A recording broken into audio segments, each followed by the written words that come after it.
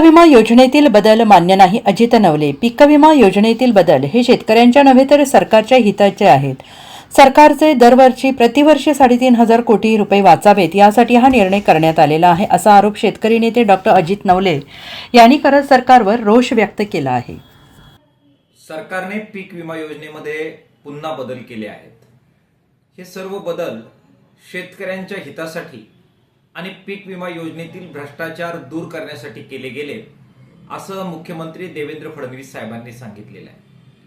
मात्र केलेल्या बदलाचा अंतरंग ज्यावेळी आपण पाहतो, आपल्या हे लक्षात येतं की याच्यामुळे 3 प्रकारचे वेगवेगळे कव्हर जे पीक विमा अंतर्गत शेतकऱ्यांना दिलं होतं, संरक्षण दिलं होतं, ते काढून घेण्यात आलेलं आहे.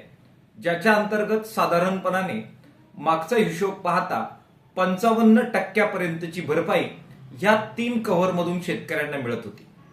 नैसर्गिक आपत्तीचं कव्हर, त्याचबरोबर आपत्कालीन परिस्थितीमध्ये पिकावर जो काही नुकसान होते त्याच्याबद्दलचं कव्हर, आणि तिसरं म्हणजे काढणी पश्चात जे काही नुकसान होतं त्याचं कव्हर.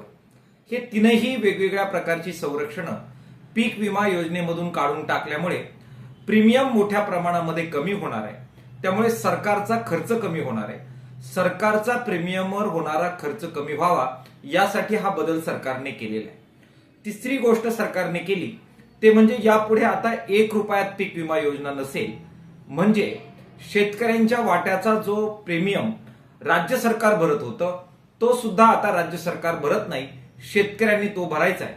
हा सगळा हिशोब जर केला तर या सगळ्या बदलामुळे साधारणपणाने एका वर्षामध्ये 3.5 कोटी रुपये हे सरकारचे प्रीमियम पोटी वाचणार आहे.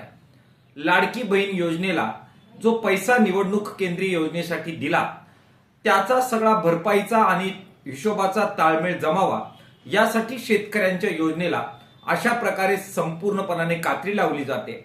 लाडक्या बहिणींना दिल्यासारखं करायचं, मात्र लाडक्या भावांना आणि शेतकऱ्यांना जे आजपर्यंत देत होते, शेतकरी बहिणींना जे देत होते ते शेतकऱ्यांच्या योजनांना कात्री लावायची, अशा प्रकारचा उद्योग दुर्दैवानं राज्य सरकारने सुरू केलाय.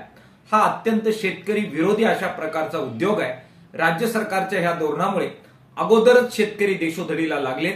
या सगळ्या बदलांमुळे त्यांची परिस्थिती अधिक वाईट आणि बिकट होणार आहे. Bureau report, SBN Marathi, Ahilyanagar.